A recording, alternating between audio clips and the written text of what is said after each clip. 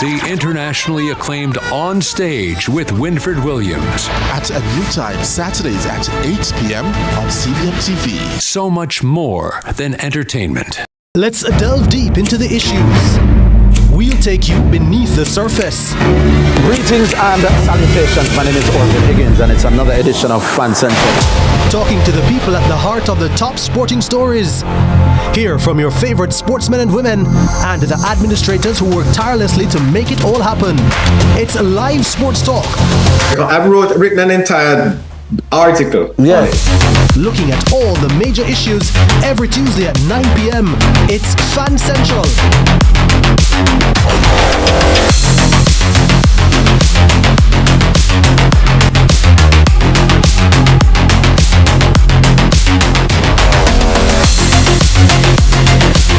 CVM News at 7, Headlines Thursday, brought to you by Guardian Life. Live secure, live easy.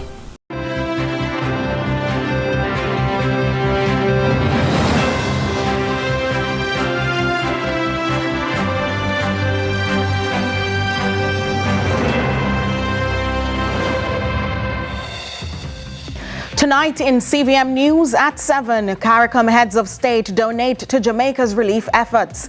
Government mobilizing additional social support for hardest hit by Hurricane Melissa.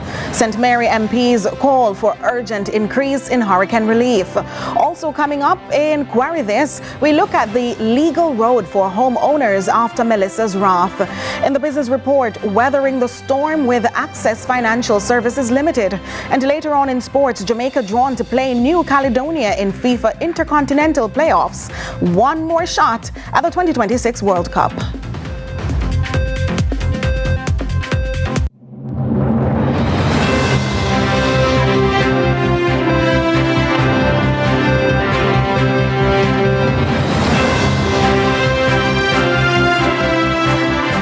CVM News at 7, Headlines Thursday, brought to you by Guardian Life.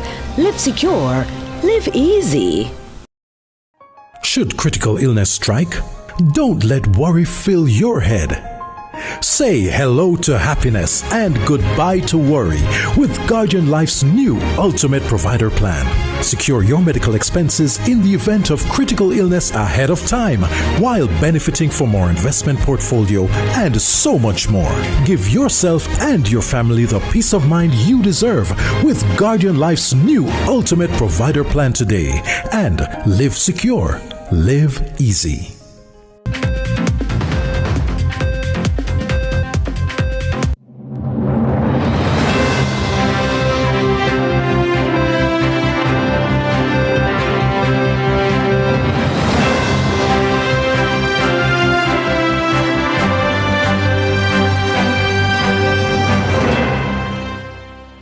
From Kingston, Jamaica, this is CVM News at 7. It's Thursday, November 20, 2025. I'm Nika Lewis. Thanks so much for having joined us. Up first this evening, Barbados' Prime Minister Mia Mottley has announced a major boost to Jamaica's relief efforts, revealing that her government will be donating a fully equipped field hospital along with several garbage trucks to support recovery operations in the western end of the island. Ms. Mottley was speaking on Wednesday as several CARICOM heads of government visited Jamaica. Omari Wilson has our report. Prime Minister Mia Mottley made the announcement on Wednesday while touring sections of the western end of the island that the Barbados government will assist in the recovery and reconstruction by donating a well-needed field hospital and other equipment.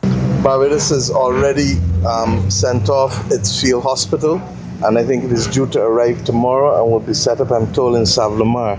And we're happy to share that with you because the displacement in Jamaica is more than 3 times our population, just to give it scale. I know that President Ali will announce some initiatives, and certainly, as Prime Minister Brown said, we will also ensure that we will send people to be able to help with the bridging of the displacement. And then we want to be able to help with some equipment that we may have as well, in particular garbage compactor trucks. We just took 8.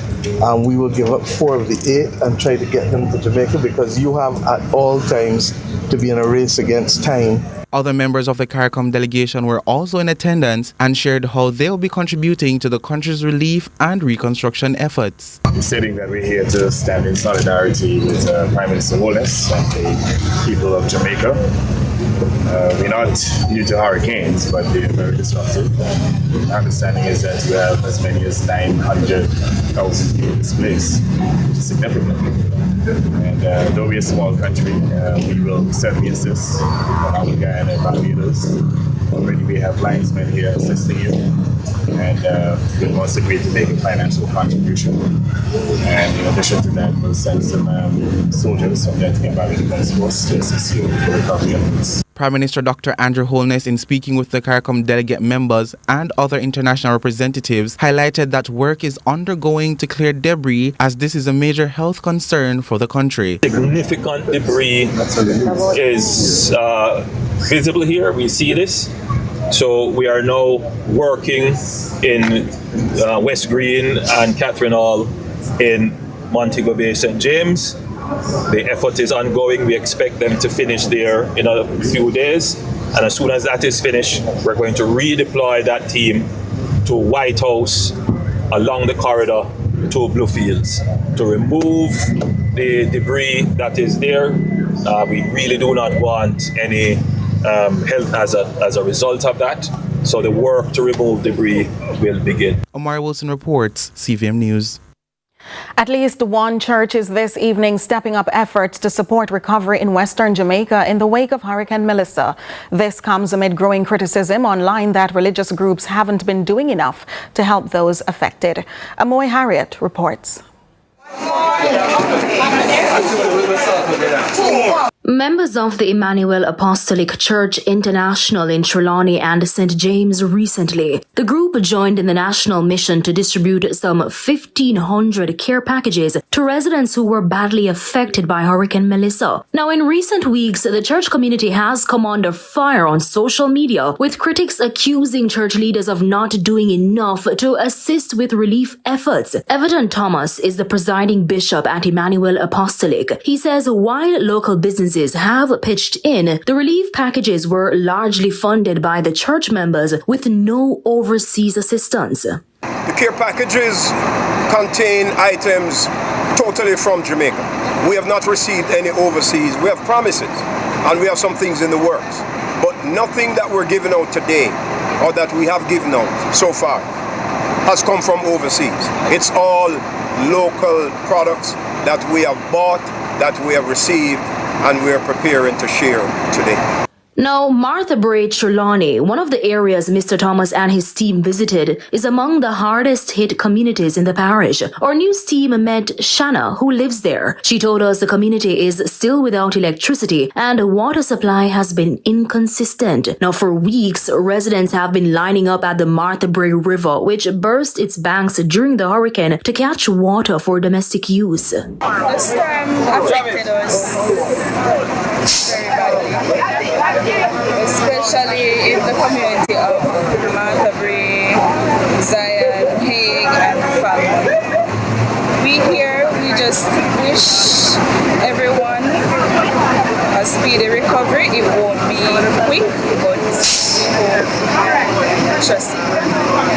And in light of concerns like Shanna's, Bishop Thomas stressed why it's crucial for an all-hands-on-deck approach in the recovery efforts. This is a mission of mercy. We are responding to the horrific needs of those in the southwestern parishes and entire west of Jamaica, the victims of Hurricane Melissa. We are inspired by the life and mission and examples of Christ, who taught us to be mindful of those in need, to not shut up our bowels of compassion and still declare that we have the love of God. How can you say you love God if you can't love those that are around you? Amoy Harriet, CVM News. With 850 homes in St. Mary's Southeastern and close to 1,000 in St. Mary's Central directly affected by Hurricane Melissa, the members of Parliament for both constituencies are calling on the government to accelerate Melissa relief assistance. Christopher Brown and Omar Newell are also appealing for urgent assistance for farmers who were recently affected. Crystal Williams tells us more. Member of Parliament for St. Mary's Southeastern, Christopher Brown, says contribution to infrastructure restoration allotted to his constituency leaves much to be desired. Each of us has been given only $3 million in building support. The truth is that cannot begin to meet the scale of need. Member of Parliament for St. Mary's Central, Omar Newell, says his constituency's allocation by the Ministry of Economic Growth and Job Creation covers less than 10% of those impacted. At the ministry's own guidance of $50,000 per affected household, this allocation can only assist about 60 families. That is less than 10% of the people who need help today. In the meantime, MP Brown says farmers across St. Mary's Southeastern have been effectively wiped out by the hurricane, with fields destroyed, crops lost, and livelihoods shattered. He says, according to local assessments, farming represents roughly 70% of their local economies. This is no longer just a housing issue. It is a food and livelihood crisis. Our farmers have lost fields, crops, and the little security they had. Farming makes up 70% of our local economy. And for many families, the same farm that feeds them is the only source of income they have. He implores the government, as he would not want the families in his constituency to remain destitute. We cannot in good conscience look 790 families in my own constituency and tell them that there is nothing for them. MP Newell says increased and accelerated relief is desperately needed. We're asking the government to urgently review the allocation formula so that every verified household receives at least the basic assistance it is entitled to, and that our farmers get targeted support to restart production. Crystal Williams, CVM News. CVM News at 7 continues in a moment.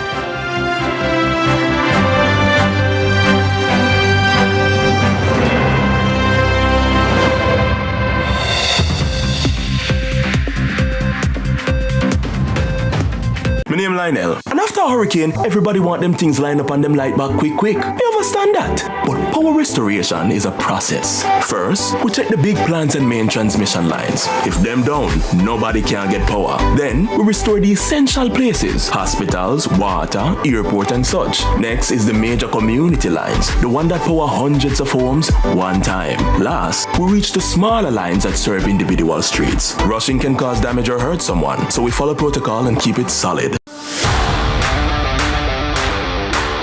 It's time! Welcome to High School Pitchside. We have another fascinating episode for you. More matches, more big clashes. Let's talk about some of the big rivalries coming up this week. More of your favorite features. And trust me, you won't fall asleep in this history class. And of course, we always want to hear from you. Hear from your alma mater's players and coaches in Team Talk. You know we can't leave you out. So send us your messages on social media and watch us react on FanView. And you know we love a good little debate, right, Gio? We've got you covered all season long on High School Pitchside. High School Pitchside, your ultimate guide to all things schoolboy football, Thursdays at 8 p.m. on CVM TV.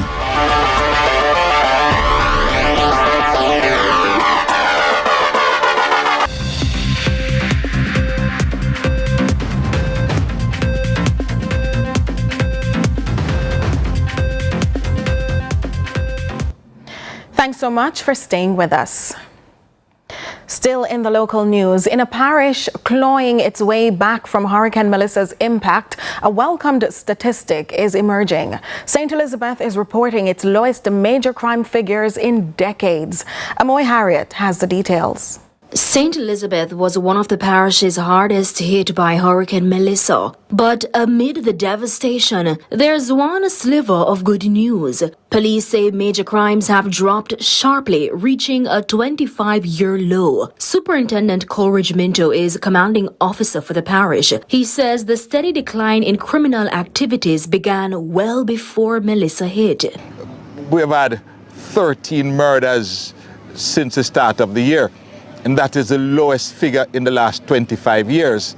And so the parish is doing well. Major crimes have been done, robberies down, shootings are down, all our major crimes, except for break-ins, which we had in the earlier part of the year. We were seeing a spike in that, and where the numbers are coming down. But beyond break-in, all other category of major crime, those are down. And so we are continuing the enforcement across the parish. It's why Superintendent Minto says officers are carrying out daily operations to maintain order in the parish, especially with the influx of people entering St. Elizabeth to support recovery efforts.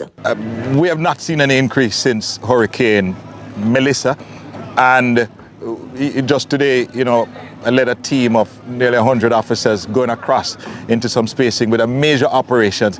We still have to ensure that crime remains low, and that whilst we are rebuilding, we are also allowing persons to be able to enjoy a safe parish. And in keeping with that commitment, he also says the instances of looting seen in the immediate aftermath of the hurricane are now under control, with no new cases emerging.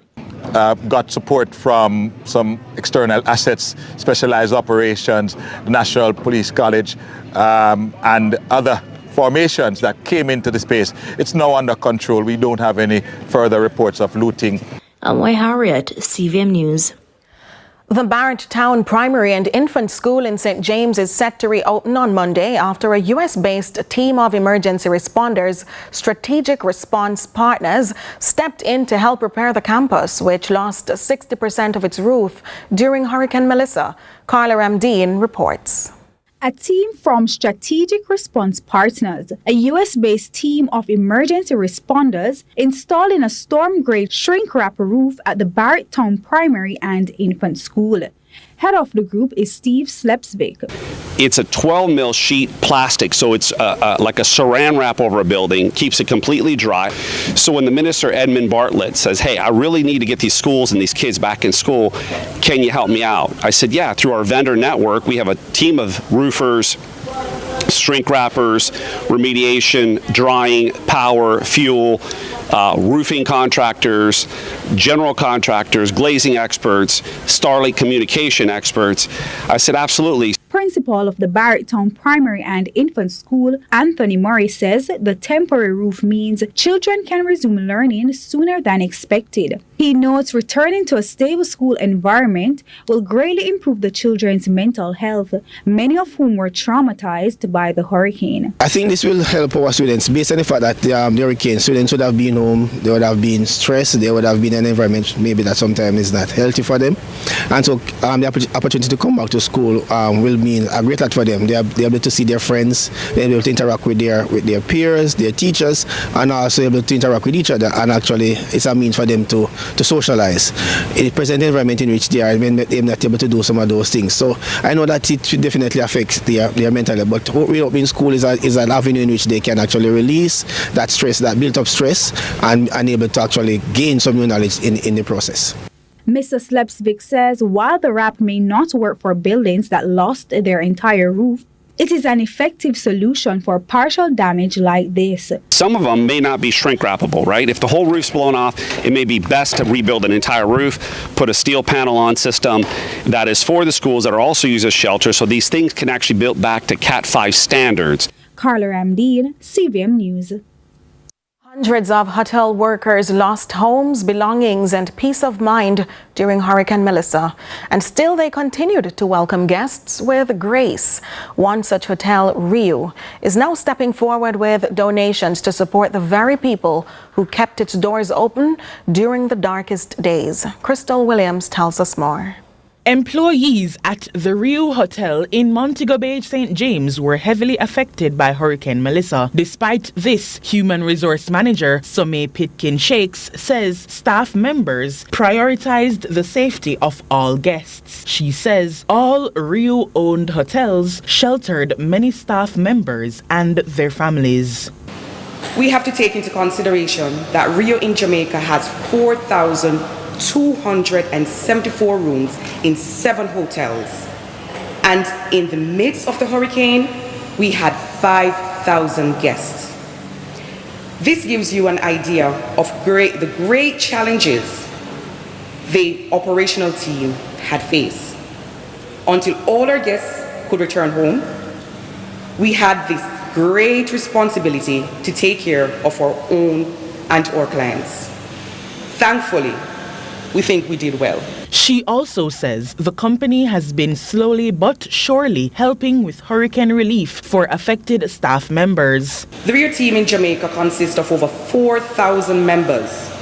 Apart from those who worked through the emergency, we have made the effort to call each employee to find out how each person was impacted and let them know that we are giving out care packages. Rio has mobilized $1 million in aid, with over 80% of this fundings allocated directly to our staff. However, their hard work continues because, unfortunately, until today, there are still many of those who we are unable to reach. Director of Sales and Marketing at Rio Resorts Jamaica, Niorka Garcia Linton, says overwhelming support was felt from the heads of the company, who were more concerned about the well-being of their staff than that of the hotel's infrastructure. The amount of phone calls, the amount of emails, the texts, and the questions beyond how is the infrastructure doing. Their question was, how are you doing? How is the human resources side of the hotel? How are the staff? What have you heard? Those were the first questions that we were asked, even before we said, we shared the damage that the properties may or may not have suffered. She says because of the support received, some branches did not have to close. Content creators of the Facebook pages, they will reach out to us and say, please send us pictures of the properties because we want to put the message out there. That support is also an engine that has driven us to force, and to work until all wee hours of the morning to make sure that the properties are ready. So we want to say thank you to everyone that has supported us, to everyone that has a heart for Jamaica, to everyone that has said we are not here alone. Mrs. Garcia Linton says, as a contribution to the revival of Jamaica's tourism industry, it is their intention to have all properties open before the end of 2025. Crystal Williams reporting for CVM News. We take a break. Stay with us for more.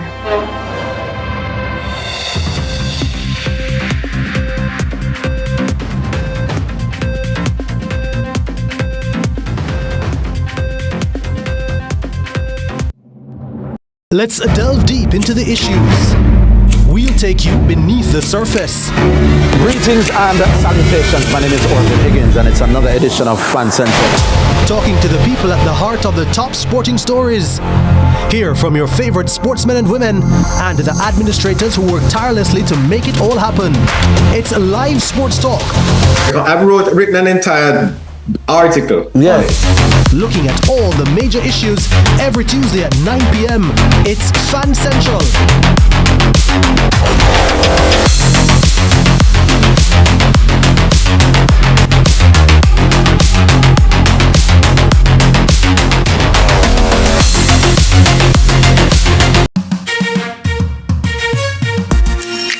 Hey everybody, I'm Yendi, and this is Odyssey with Yendi. In this space, we connect with some of your favorite people as they share their journeys. Here we have some unfiltered conversations as we deep dive into their inspirations, motivations, and experiences to inspire our own life journey.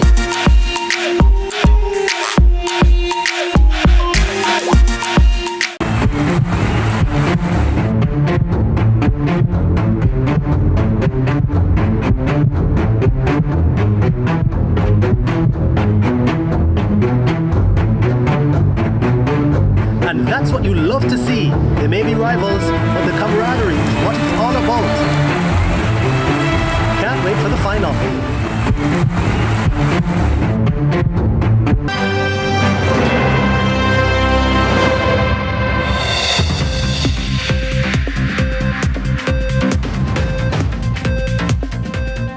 Thanks so much for staying with us.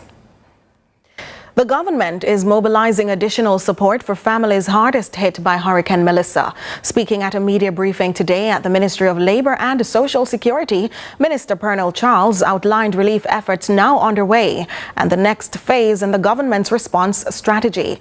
With the details, here's Akeem Arit.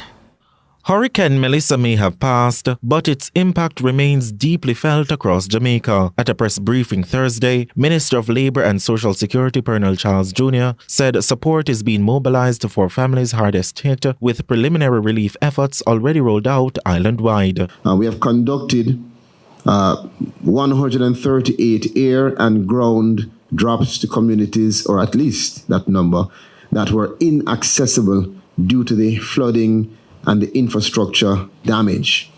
The ministry has dispatched close to 60,000 food packages, 59,320 at last count, more than 24 hours ago, and that information is still coming in. Mainly in the parishes, Westmoreland, St. James, St. Elizabeth, Trelawney, Hanover, St. Anne, that are most greatly affected, Manchester as well. Now, while thousands of homes, primarily in Western Jamaica, have been destroyed, the minister revealed members of his ministry were not spared, with over 100 employees impacted and at least 8 whose homes have been destroyed. The ministry has established an oversight committee to coordinate all of the staff welfare activities and to ensure that our interventions are transparent, fair, responsive to the individual needs, and I'm certain that the entire country will agree that that is critical. As relief efforts continue, Minister Charles Jr. says the ministry has immediate priorities to ensure a more efficient relief system.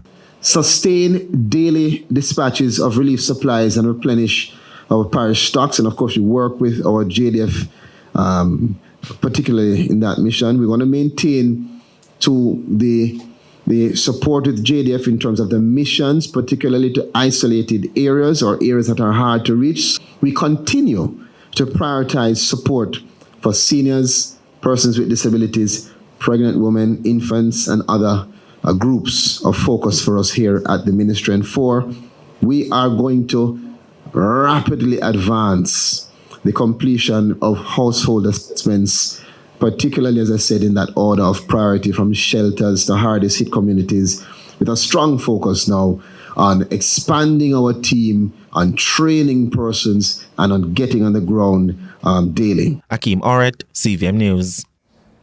In the wake of Hurricane Melissa, questions are being raised about the ethics and legality of capturing and sharing images of devastated families. In Query This Tonight, Akeem Aret sought clarity on the matter and spoke with an attorney and data privacy expert to break it all down. Here's Query This.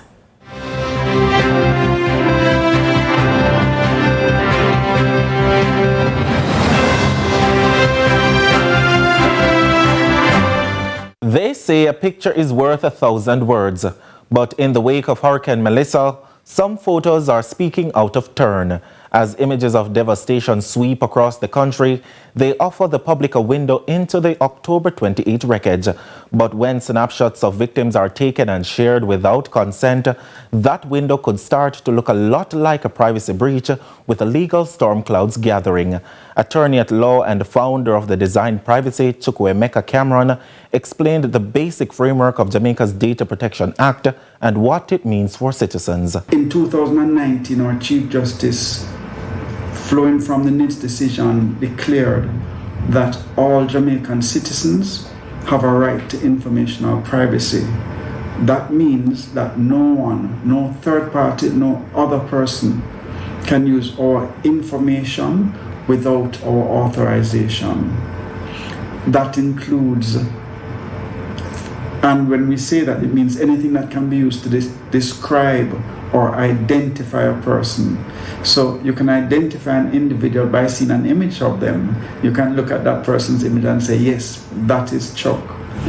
So our Constitution prevents any third party from taking my picture or your picture without your permission. And with families across Jamaica still recovering from the devastation, there is a liability if an image unintentionally causes psychological harm or damages someone's dignity or reputation. The data privacy expert says when capturing scenes of loss, mindfulness must be the first rule. We have to see the persons that we're interacting with as individuals. We have to see them as humans. We have to empathize with their position. The best thing you can do is ask yourself, if I were in that position, would I want someone to be taking my picture? And if you're wondering whether your actions can have legal consequences, the answer is yes. Failure to meet any one of those conditions under the Data Protection Act is a criminal offense. That means you can go to jail if you did not have a lawful basis to process that personal data. There's criminal liability, and then there's that I just spoke to, but there's also civil liability. That means that the data subject, the persons whose picture you took without their authorization, can then take you to court and initiate a civil action against you. So as families continue to pick up the pieces and rebuild, let's remember this. Behind every image is a life, a story, and a right to privacy. Capture with empathy and share with respect. Remember, if you have a legal dilemma or concern you would like to query, send an email to aorit@cvmtv.com. That will do it for Query This tonight. I am Akeem Orit. See you next week.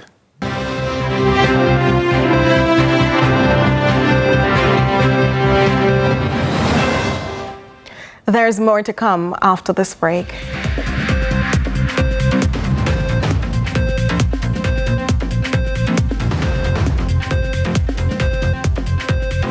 The new KFC Dorito Zinger, a combo that's finger-licking good. The time by KFC is 7:30. It's time. Welcome to High School Pitchside. We have another fascinating episode for you. More matches, more big clashes. Let's talk about some of the big rivalries coming up this week. More of your favorite features. And trust me, you won't fall asleep in this history class. And of course, we always want to hear from you. Hear from your alma mater's players and coaches in Team Talk. You know we can't leave you out. So send us your messages on social media and watch us react on FanView. And you know we love a good little debate, right, Gio? We've got you covered all season long on High School Pitchside. High School Pitchside, your ultimate guide to all things schoolboy football, Thursdays at 8 p.m. on CVM TV.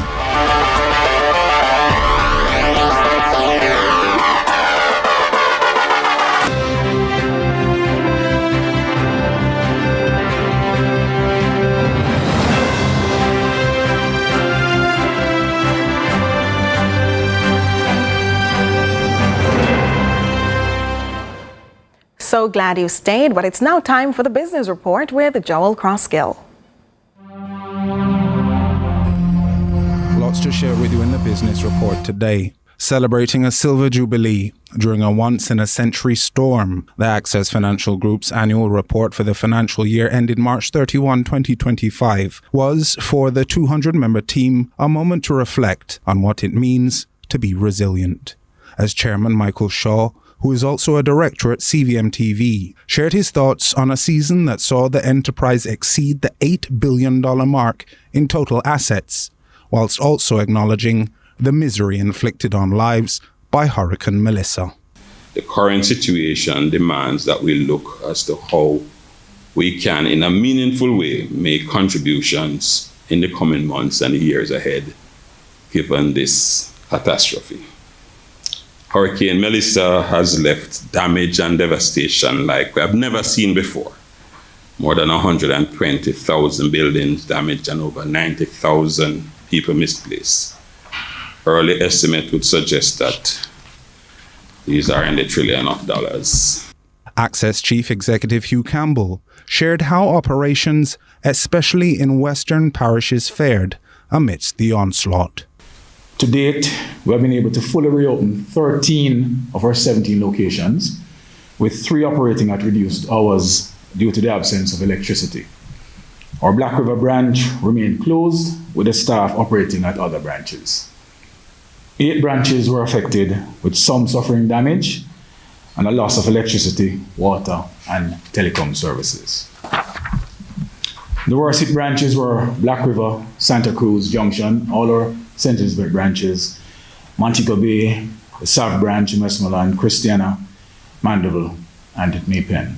While the strength of those structures may have been tested, the chairman expressed gratitude that there was no loss of life among the Access team.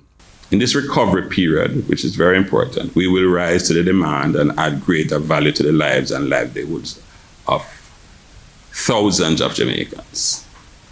It is a time for us to be nimble, to be agile, to be creative, which is what we are known for. We have always championed the cause of financial inclusion, and we will continue to pursue our mission to offer exceptional value to our stakeholders. And according to Mr. Campbell, customers of Access can expect a period of reprieve as the financial services company's response evolves. While we work to assess the scope of the impact, we have implemented a 3-month moratorium on payments for all our customers in the worst affected areas. This covers all our customers connected to the 8 locations I mentioned in the southwestern and northwestern end of the island. The moratorium became effective on November 1 and will run through to the end of January next year. It means that for the affected customers, their next payment will become due in February 2026. Customers outside of the listed branches who are affected by the hurricane can contact their loan officers and apply for the moratorium. Those applications will be assessed, of course, on a case-by-case basis.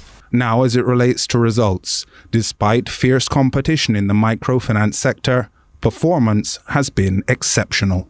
We ended the year with total assets exceeding $8 billion for the first time in the company's history. Total assets as at March 31, 2025 stood at $8.11 billion, a 14% increase year over year. The group generated revenues of $2.55 billion, which represents a 9% increase over 2024. And with a big focus on cost management, we reduced credit losses and kept total expenses flat at $1.77 billion. Net profit after tax was $504 million, a 48% jump over 2024, and net profit margin moved to 20%, up from 15% in 2024. Though the outlook for 2026 may now be clouded by the weather events of this year, Chairman Shaw assured that the social causes dear to the Access family will not be interrupted. In the coming months, our work in the community will be focused on the areas where the need is greatest. We have always supported education as a key pillar of national development. We will continue to lend support in that regard. Another area of focus will be on our customers. There's a reason why we are in this industry known as the champion of small business, and we will not lose that position. We will not wilt, we will not cower, we will not retreat. Access will rise stronger and more efficient than ever before. That is my commitment. That is the commitment of the board. That is the commitment of the team. We will have to show that we care as a company. For the folks that are going through some tough times, we will get very creative